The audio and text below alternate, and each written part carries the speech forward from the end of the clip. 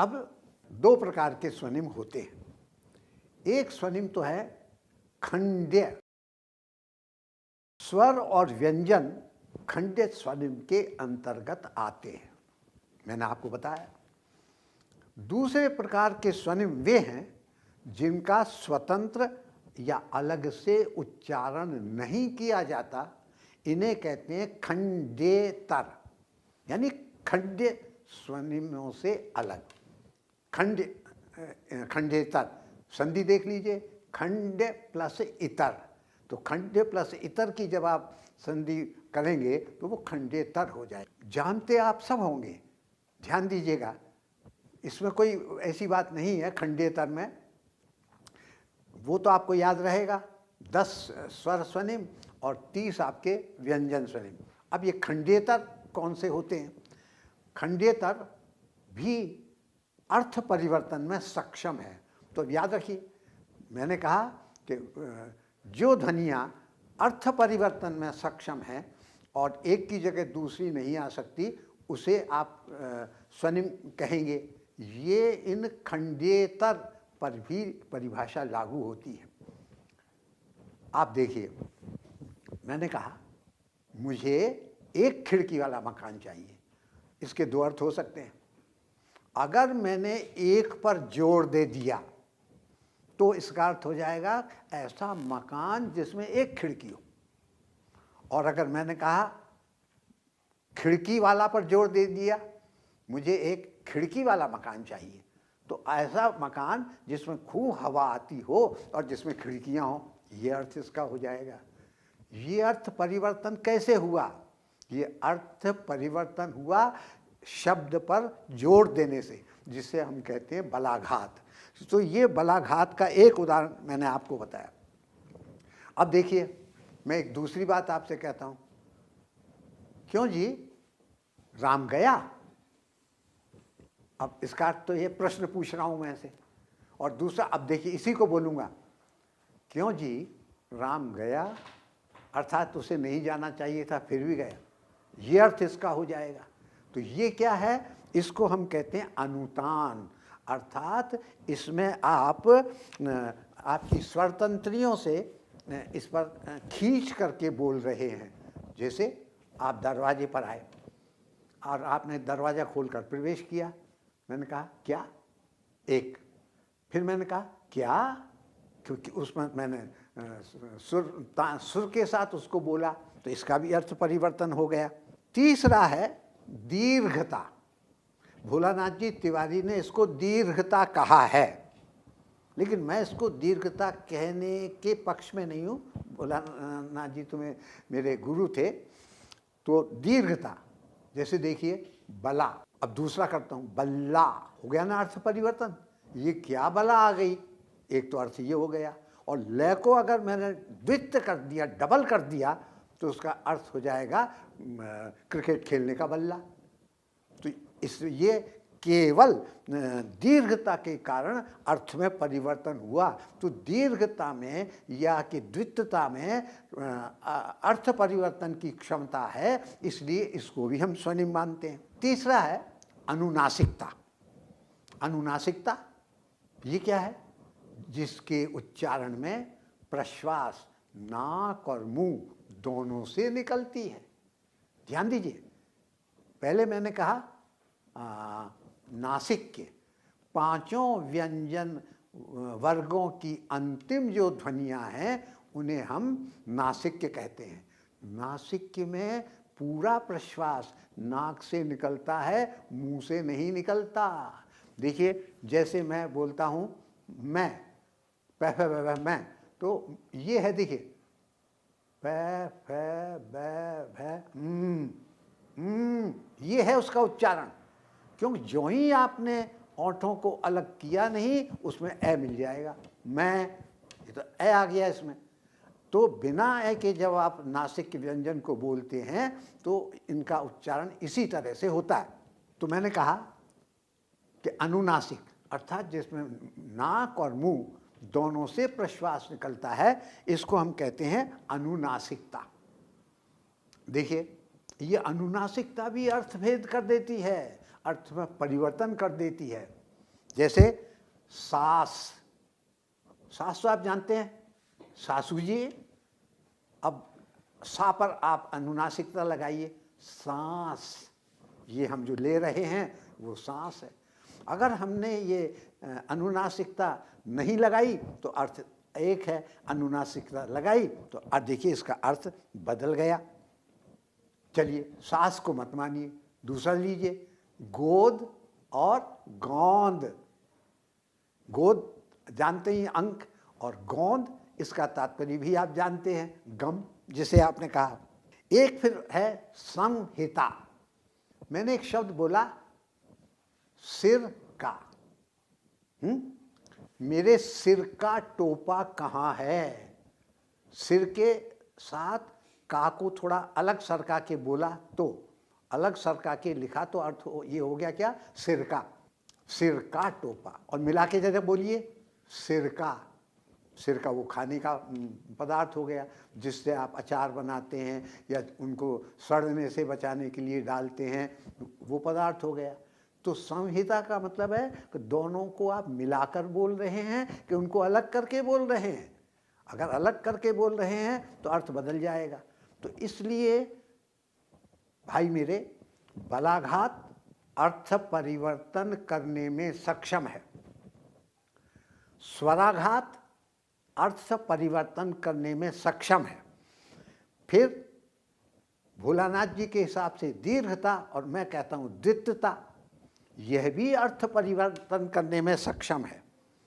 अनुनासिकता भी अर्थ परिवर्तन करने में सक्षम है, और संहिता भी अर्थ परिवर्तन करने में सक्षम है। हमने स्वनिम की क्या परिभाषा दी थी कि वे परस्पर विरोधी होते हैं और अर्थ परिवर्तन करने में सक्षम होते हैं। तो ये जो पांच मैंने आपको कहे, एक तो बलाघात, अनुतान, दीर्घता, अनुनासिकता और आपके संहिता, ये पांच भी क्योंकि अर्थ परिवर्तन करने में सक्षम हैं, इसलिए ये भी स्वनिम हैं। इनको भी हमें जानना पड़ेगा। और ये आपके पाठ्यक्रम में लिखा हुआ है, खंडेतर स्वनिम। ये हैं वो खंडेतर स्वनिम। खंडेतर स्वनिम क्या हैं? ये हैं जिनको हम अलग से नहीं बोल सकते। आप क्या अनुनासिकता को अलग से बोल सकते हैं? नहीं बोल सकते। क्या आप जो है अलग से बलाघात कर सकते हैं क्या? नहीं कर सकते। या तो स्वर पर बलाघात होगा या व्यंजन पर बलाघात होगा। इसी तरह से अनुतान भी है। तो इसको हम खंडेतर स्वनिम कहते हैं, और ये आपके उसमें सम्मिलित है। इसको ध्यान दीजिएगा तो ये हो जाता है। अब इसके मैंने आपके लिए एक अनुतान का एक और उदाहरण लाया था। जरा सोचिए तो, सड़क बीच चलने वालों से क्या पूछूं। एक मैं ये इस तरह बोलूँगा, सड़क बीच चलने वालों से क्या पूछूं, अर्थ कुछ और ही हो गया। अर्थात जो सड़क पर चलते हैं अनजान लोग, उनसे क्या पूछना, उन्हें तो कुछ आता ही नहीं है। और एक सड़क बीच चलने वालों से क्या पूछूं, अगर इस तरह से आप कहेंगे तो अर्थ ज़रा बदल जाएगा। यानी उनसे क्या पूछना चाहिए मुझे। खैर, इसी का एक और भी है, वो ये आपका आता है इसमें अनुतान में, कामायनी का है। श्रद्धा बोलती है, अरे तुम इतने अधिक अधीर, हार बैठे जीवन का दाव। अरे, अब अरे जो है इस पर अनुतान लगाइए। अरे, एक तो यूँ बोल दिया आपने, एक आपने कहा अरे तुम इतने अधिक अधीर, तो ये अनुतान के कारण इसमें अर्थ परिवर्तन हो जाता है। तो ये पांचों जो हैं आपके खंडेतर कहलाते हैं। तो हिंदी में खंड तो कितने हुए, 10 स्वर और 30 व्यंजन, और उसके बाद ये आपके 5 आपके खंडेतर। अब देखने की बात यह है कि इन सब के उदाहरण भी हमारे पास होने चाहिए। मैंने कहा था न, लह और मह, ये ये तीन जो हैं ये भी स्वनिम हैं। आप कहेंगे स्वनिम है तो इनके उदाहरण दीजिए। अल्पतम युग्म, तो आप देखिए न और न का, कान और अब न बोलिए, कान्ह, कान्ह तो आपके श्री कृष्ण हो गए और कान आपका देख ही रहे हैं आप। तो दोनों ये अल्पतम युग्म के उदाहरण हैं, न और न। न के स्थान पर न किया, अर्थ में परिवर्तन हो गया। अब मैं और मैं का देखिए, आपने कहा कुमार, ठीक है, किसी के आप लिख दीजिए राजकुमार वगैरह कुछ भी हो सकता है। अब दूसरा मैं लिखिए जरा, मैं की जगह कुम्हार, बर्तन, मिट्टी के बर्तन बनाने वाला व्यक्ति। तो ये इन दोनों के भी अल्पतम युग्म आपके पास हैं। ल और लह के भी बताइए, आला और आल्हा। आला तो ये दीवारों में जो होते हैं वो, और आल्हा बुंदेलखंड में गाया जाने वाला एक लोकगीत, एक लंबा है, इसे लोक गाथा कहूँ तो ज़्यादा अच्छी बात है, जिसमें आल्हा और ऊदल की वीरता के किस्से हैं। तो ये भी, तो ये सिद्ध हुआ कि न, मैं और ये आपका लह, ये भी हिंदी में स्वनिम की भूमिका निभाते हैं। तो इनको भी आपको मानना पड़ेगा। मैंने आपको बताऊं, ये ऋण, ऋण का क्या चक्कर है, कहाँ कहाँ से मानेंगे आप इसको, ऋण को। गुण और गुण, कोई अर्थ में परिवर्तन नहीं हुआ, आप में कोई गुण ही नहीं है, और बहुत सारे लोग बोल जाएंगे गुण ही नहीं है, न के स्थान पर ऋण बोल जाएंगे। तो ऐसी दशा में अब मैं इसको क्या कहूँ, मैं ये अर्थ परिवर्तन नहीं करता, तो मुक्त वितरण में है, एक के स्थान पर दूसरा आ जाता है, अर्थ वही रहता है। तो जरा इस पॉइंट को याद रखिए। अब मैं एक ऐसा उदाहरण देता हूँ जिसमें न के स्थान पर ऋण कर दें तो अर्थ में परिवर्तन हो जाता है। कैसे? जैसे मैंने कहा अनु और एक मैंने कहा अणु, अर्थ में परिवर्तन हो गया।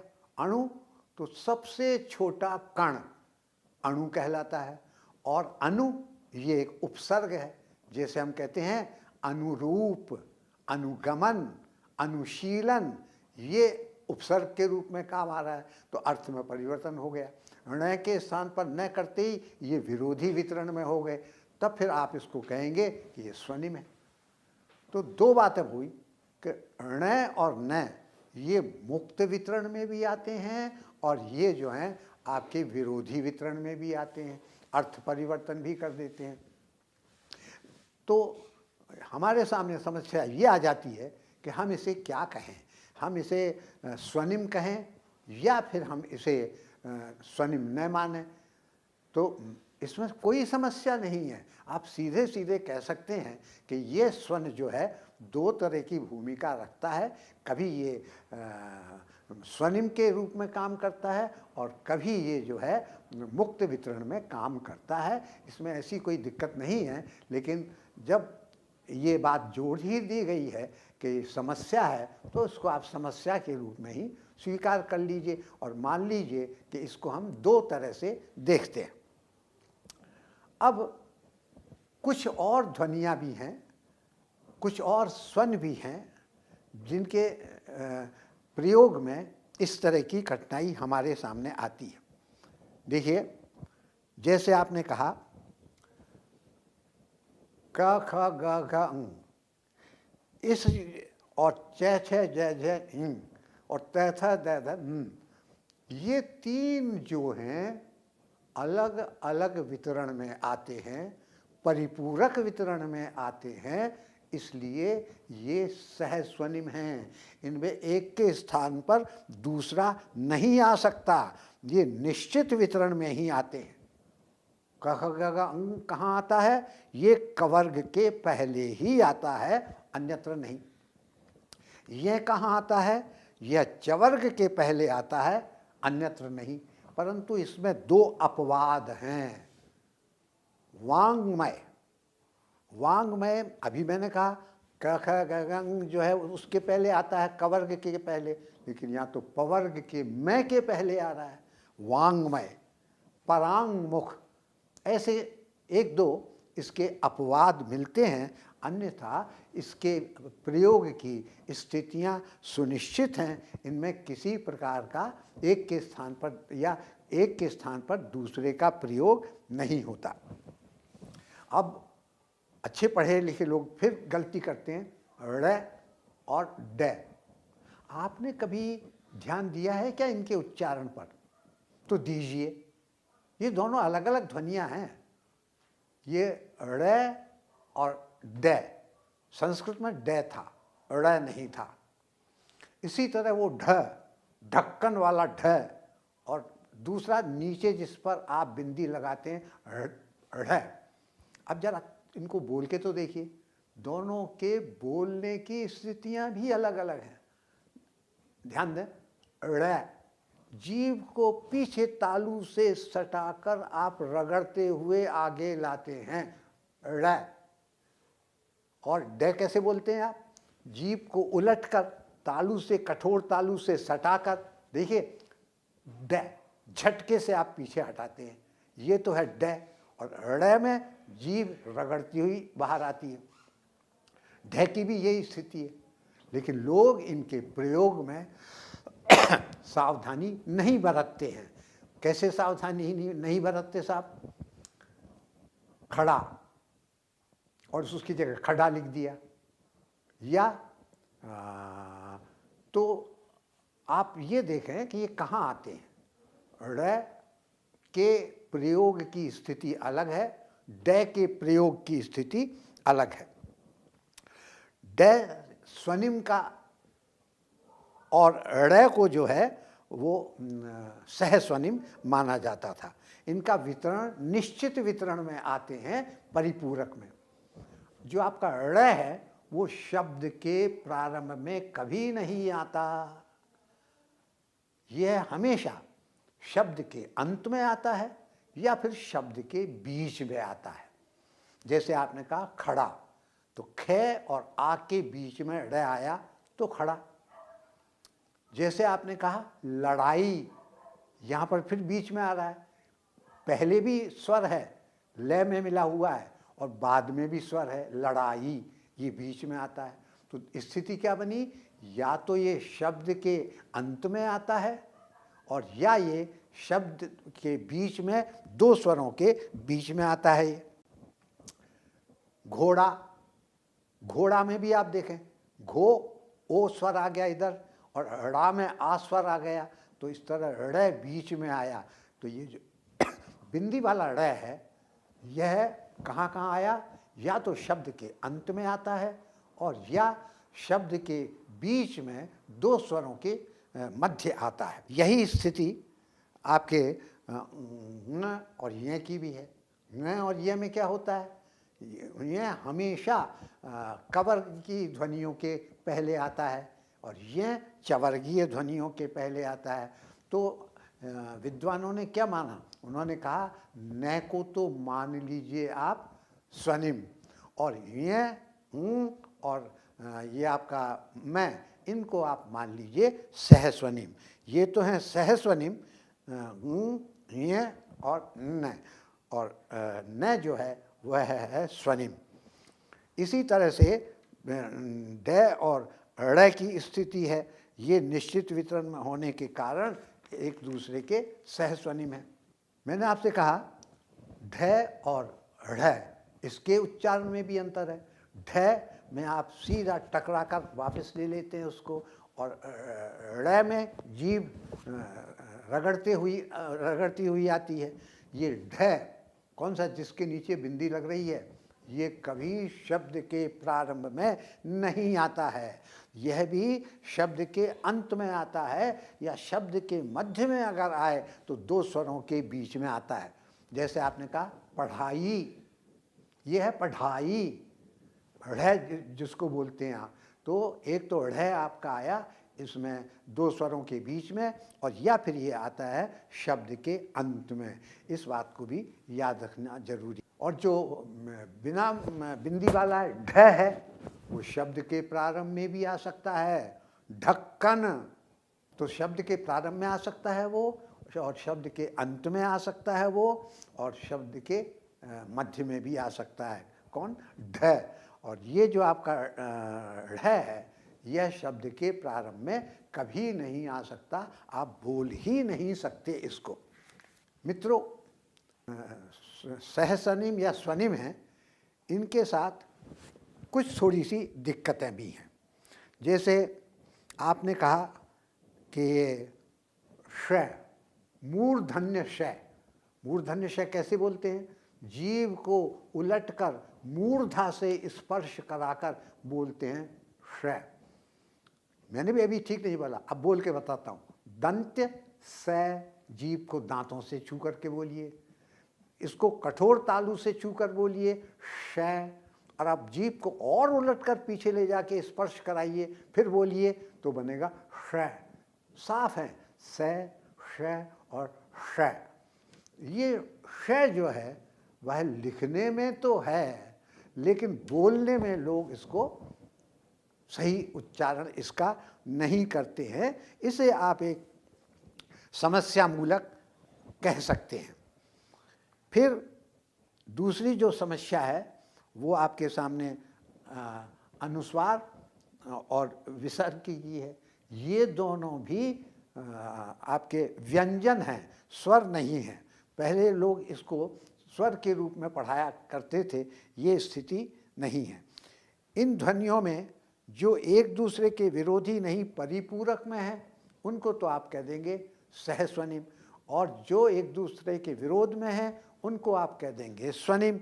और तीसरा जो आपको मैंने मुक्त वितरण बताया था। अब देखने की बात ये है,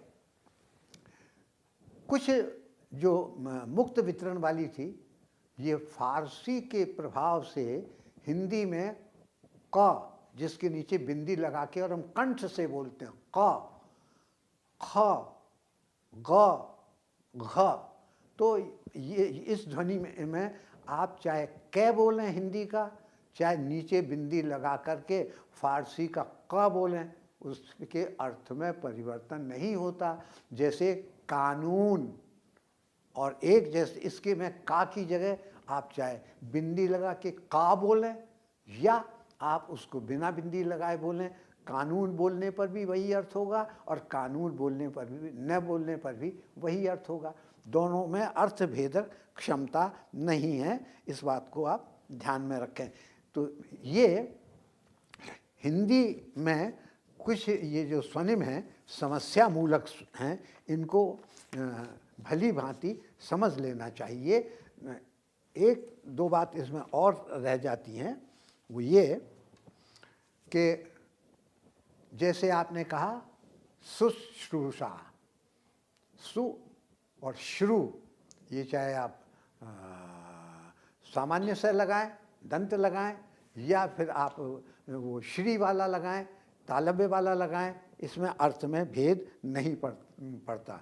जैसे सुश्रूषा और शुश्रूषा, ये स और श ये भी जो हैं आपके मुक्त वितरण में आ जाते हैं। इस प्रकार ध्वनि विज्ञान जो हमने आपके सामने रखा, जब ध्वनियों का हम सामान्य रूप से वर्णन करते हैं, सामान्य रूप से अध्ययन करते हैं, तो उसे हम कहते हैं ध्वनि विज्ञान। लेकिन जब ध्वनि विज्ञान की इन सारी बातों को हम किसी भाषा विशेष पर लागू कर देते हैं, भाषा विशेष की ध्वनियों का अध्ययन करते हैं, तो हम उसे कहते हैं स्वनिम विज्ञान। दोनों में बड़ा साफ अंतर है कि एक में भाषा सामान्य, जैसे मैं कहूँ कि प्रश्वास को अपने ओंठों से रोकिए और फिर झटके से छोड़िए, तो जो ध्वनि उत्पन्न होती है उस ध्वनि को ओष्ठ ध्वनि कहते हैं।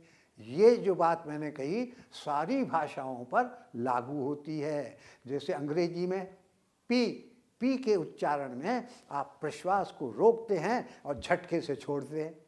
जरा बिना झटके के छोड़ के तो देखिए, मैंने प्रश्वास को रोका, अब ओंठ अलग कर रहा हूँ, कोई ध्वनि नहीं निकली, आपको इसमें झटका मारना ही पड़ेगा।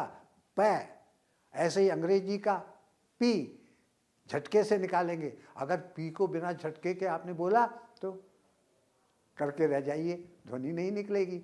तो ये जब मैं कहता हूँ बिना किसी भाषा का नाम लिए हुए कि प्रश्वास को ओंठों को बंद करके रोकना, फिर झटके से छोड़ना, इस प्रकार जो ध्वनि उत्पन्न होती है उस ध्वनि को हम ओष्ठ ध्वनि कहते हैं। ये अंग्रेजी पर भी लागू है, सब भाषाओं पर लागू है।